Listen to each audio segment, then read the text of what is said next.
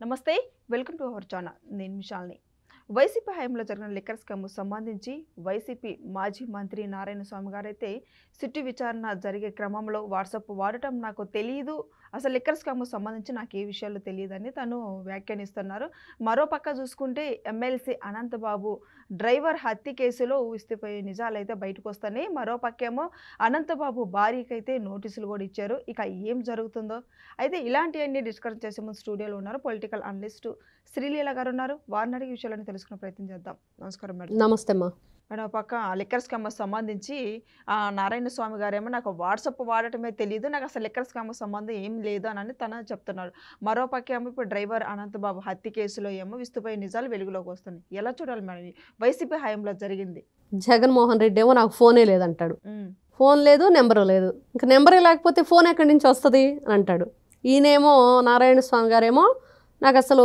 WhatsApp అంటే ఏంటో తెలియదు అని అసలు భలే కామెడీగా ఉంటాయి వైఎస్ఆర్సీపీ పార్టీ వాళ్ళ మాటలు గతంలో అధికారంలో ఉన్నప్పుడు వీళ్ళు నోటికి ఏ మాట మాట్లాడాలి ఏ మాట మాట్లాడకూడదు ఎదుటి వ్యక్తుల్ని మనం ఎలా గౌరవించాలి అనేది కూడా మర్చిపోయి అసెంబ్లీ సాక్షిగా వీళ్ళంతా కూడా వీరంగం వేయటం అందరం చూసాం ఇప్పుడేమో మరి పాపం చేసిన పాపం పండింది మరి ఆ పాపం పండినప్పుడు శిక్ష అనుభవించాలి కదా మరి శిక్ష అనుభవించాల్సినప్పుడు పోలీసులు వస్తారు చట్టం తన పని తాను చేసుకుంటూ వెళుతుంది వాళ్ళు అడిగిన ఏదైనా ప్రశ్నకి ఏ ప్రశ్నలకైనా వీళ్ళు సమాధానం చెప్పాల్సిన పరిస్థితి ఇప్పుడేమో కాకమ్మ కథలు కట్టు కథలు కబుర్లు ఇవన్నీ వింటుంటే ప్రజలందరికీ కామెడీగా అసలు ఇంకా ఏ విధంగా అర్థం చేసుకోవాలో కూడా అర్థం కాని పరిస్థితి వాట్సాప్ తెలీదు ఫేస్బుక్ తెలీదు ఇన్స్టా తెలీదు అసలు ఫోనే తెలియదు అన్న జగన్మోహన్ రెడ్డి తాలూకా వ్యవహారం అంతా అంటే వీళ్ళు ఇక్కడ చేసింది మద్యం కుంభకోణం అనేది ప్రపంచవ్యాప్తంగా సంచలనం అది అందరూ చూస్తున్న నిజం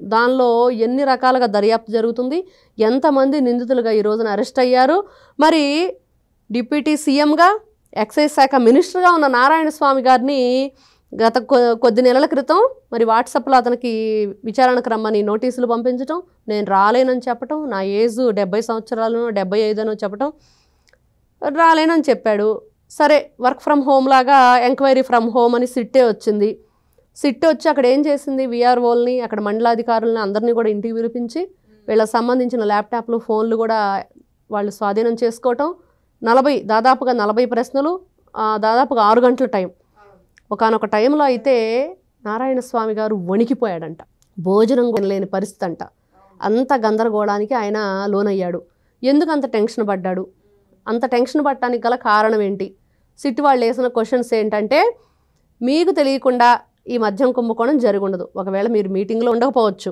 లేదా దానికి సంబంధించిన వివరాలు పూర్తిగా మీకు తెలియకపోయినా సంతకాలు అయితే పెట్టుంటారు కదా మినిస్టర్గా మరి ఆ సంతకాలు ఎలా పెట్టారు అంత ఒత్తిడి మీ మీద ఎవరు తీసుకొచ్చారు ఎవరి ఆదేశాలతో మీరు సంతకాలు పెట్టవలసి వచ్చింది మరి సంతకాలు పెట్టిన తర్వాత మీకు తెలుస్తుంది కదా దాని పరిణామం ఏంటనేది మరి ఈ రోజున ఎదుర్కోవాల్సి వస్తుంది కదా ఆ పరిణామాన్ని మరి ఫేస్ చేయాల్సి వచ్చింది మీరే కాబట్టి ఆ రోజున మరి ఎందుకు సంతకం పెట్టారు ఎవరు ఒత్తిడితో మరి ఆ పేర్లు చెప్తే మేము వెళ్ళిపోతాం అన్నట్లుగా వీళ్ళు అడగటం మరి దానికి అంతా పైవాడంటే ఎవరు దేవుడా మరి వాళ్ళ పైన ఉన్న జగన్మోహన్ రెడ్డి వాళ్ళందరికీ పైవాడంటే వాళ్ళకి జగన్మోహన్ రెడ్డి కదా దేవుడు వైఎస్ఆర్సీపీ పార్టీ వాళ్ళకి మరి ఇన్ని రకాలుగా ప్రతి ఒక్కరికి కూడా క్లియర్గా అర్థమైపోతుంటే నారాయణ స్వామి గారు తప్పించుకునే ప్రయత్నం చేస్తున్నారు ఇప్పుడు ఆయన ఏం చెప్తున్నారు అసలు మద్యం కుంభకోణమే జరగలేదంటాడు అసలు దాన్ని కుంభకోణం అని అంటారు అక్రమంగా కేసులు పెట్టారంటున్నారు నేను చాలా మంచివాడిని మా ఏరియాలో ఎంక్వైరీ చేసుకోండి అంటాడు ఇవన్నీ నువ్వు మంచివాడివా చెడ్డవాడివా కాదు ఇక్కడ కావాల్సింది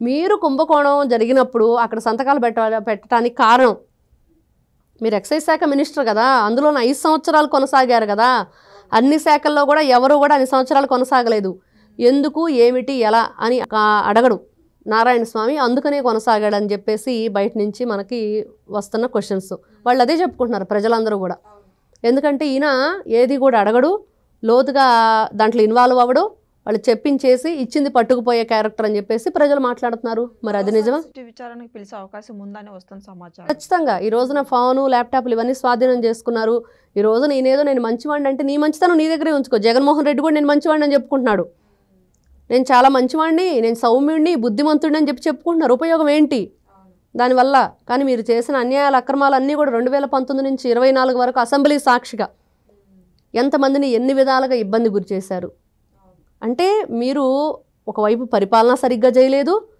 ప్రతిపక్షంగా ఉన్న టీడీపీని కూడా అవహేళన చేయటం, క్యారెక్టర్ అసాసినేషన్ చేయటం, వాళ్ళని ఎలా అంటే అలాగా రాజకీయంగా ఎదుర్కోలేక మానసికంగా కృంగదీయటానికి పర్సనల్ విషయాలు తీసుకొచ్చేసి ఎవరిని ఎన్ని విధాలుగా అవహేళన చేశారో ప్రతి ఒక్కరికి తెలుసు.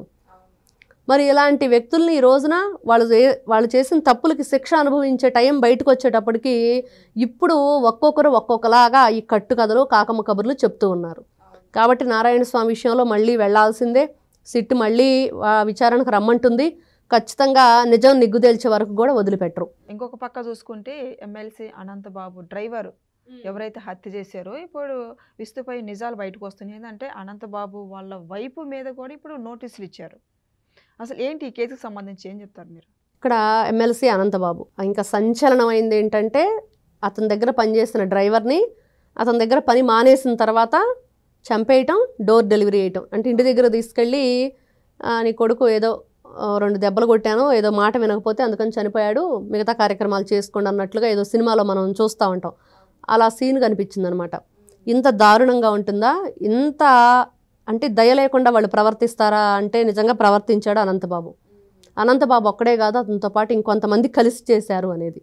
కానీ ఆ రోజు అనంతబాబు డోర్ డెలివరీ ఇచ్చి తిరిగి వచ్చేటప్పుడు భార్యాభర్తలు ఇద్దరు కూడా, వైఫ్ అండ్ హస్బెండ్ ఇద్దరు కూడా కారులో ఇంటికి వచ్చారు. అనంతబాబు భార్య కూడా ఆ కారులో దిగారు అనేది వినిపిస్తుంది. అంటే వీళ్ళిద్దరు కలిసి ఇంటికి వచ్చారు అంటే మరి చంపేసినప్పుడు ఆవిడ కూడా ఉందా?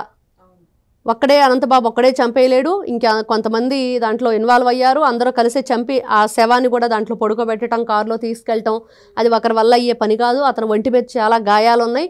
ఇవన్నీ పోస్ట్ మార్టం రిపోర్ట్లో వచ్చిన విషయాలు చూసాం. కానీ ఇక్కడ ఆవిడ చెప్పేది ఏంటంటే మరి ఆవిడ ఏం చెప్పిద్దో కూడా వినాలి. ఇప్పటి వరకు కూడా ఆవిడ ఇంతవరకు ఎవరు విచారించలేదు, ఆవిడ పేరు తీసుకురాలేదు. అనంతబాబునే వింటున్నాం.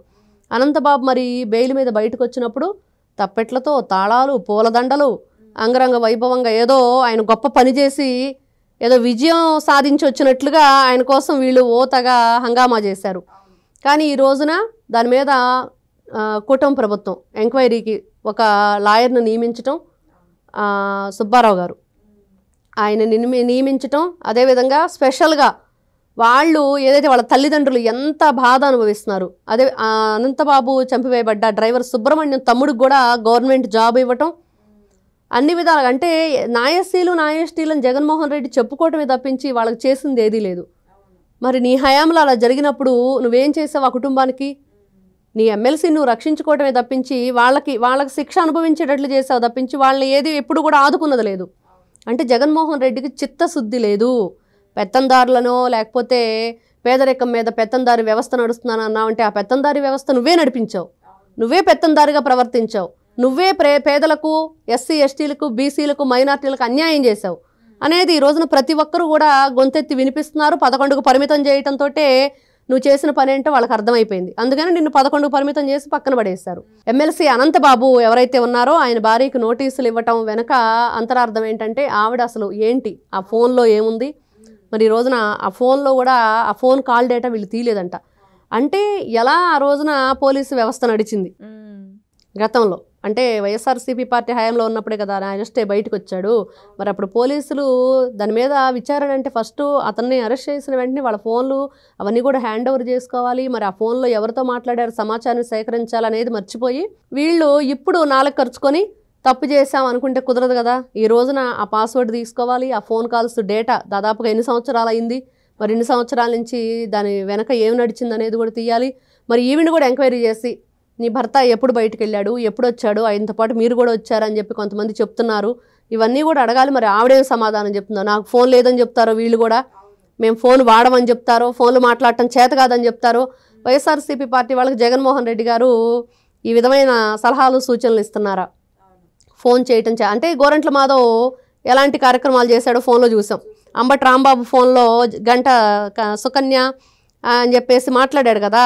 మరి అప్పుడు ఏ విధంగా సంజనా సుకన్య మాట్లాడాడో, అప్పుడు ఫోన్లో ఏ విధంగా మాట్లాడారో తెలుసు. మరి అనంతబాబు కూడా ఫోన్లో వీడియో కాల్స్ చేసి అసభ్యంగా ప్రవర్తించింది చూసాం. అవంతి శ్రీనివాస్ మాట్లాడింది చూసాం. మరి ఇన్ని విధాలుగా వీళ్ళు ఫోను మాకు తెలియదు మాట్లాడదు అంటున్నారు, కానీ ఫోన్లో మాత్రం ఇట్లాంటి అసభ్యకరమైన కార్యక్రమాలు అయితే బాగా చేస్తారు. కాబట్టి ఈ రోజున ఏదైనా ఒక వ్యవస్థ సక్రమంగా పనిచేస్తుంది, ఒక సమగ్రవంతమైన పరిపాలన నడుస్తుంది అని అంటే కూటమి ప్రభుత్వం అధికారంలోకి వచ్చాక ఎవరికి న్యాయం జరుగుతుంది అంటే ఈ రోజున అనంతబాబు చేసిన అన్యాయానికి బలైపోయిన ఏదైతే డ్రైవర్ సుబ్రహ్మణ్యం, వీధి సుబ్రహ్మణ్యం ఫ్యామిలీ ఉందో దానికి న్యాయం జరుగుతుంది అనేది ప్రజలను నమ్ముతున్నారు. ఖచ్చితంగా వాళ్ళ ఫోన్లు బయటికి తీయాలి, సీజ్ చేయాలి, వాళ్ళ పాస్వర్డ్ అవన్నీ తీసుకొని అసలు ఎవరితో వీళ్ళు కాంటాక్ట్ అయ్యారు, వీళ్ళిద్దరు కలిసి బయటికి వెళ్ళారా, ఫస్ట్ ఆవిడ సెల్ ఫోను, ఆవిడ టవర్ ఎక్కడ చూపిస్తుంది, అదేవిధంగా వాళ్ళ హస్బెండ్ టవర్ ఏ టయాన్ని ఎక్కడున్నారు, ఆ గూగుల్ టేక్అవుట్ ద్వారా ఇవన్నీ బయటికి నిజాలు తెలియజేయాలని వాళ్ళ ఫ్యామిలీ మెంబర్స్ అందరూ కూడా కోరుకుంటున్నారు. సో ఇదండి చూసారు కదా, లిక్కర్ స్కామ్ సంబంధించి నారాయణ స్వామి ఏమో ఫోన్ నాకు వాట్సాప్ వాడటం తెలియదు, మరో పక్కేమో ఇటు ఎమ్మెల్సీ అనంతబాబు హత్య కేసులేమో విస్తుపోయి నిజాలు అయితే బయటకు వస్తున్నాయి. ఇక అనంతబాబు భార్య అయితే ఇక తర్వాత ఏం నిజాలు ఒప్పుకుంటుంది, ఏం చెప్తుందో తర్వాత వీడియోలో అయితే తెలుసుకుందాం. Thank you. నమస్తే.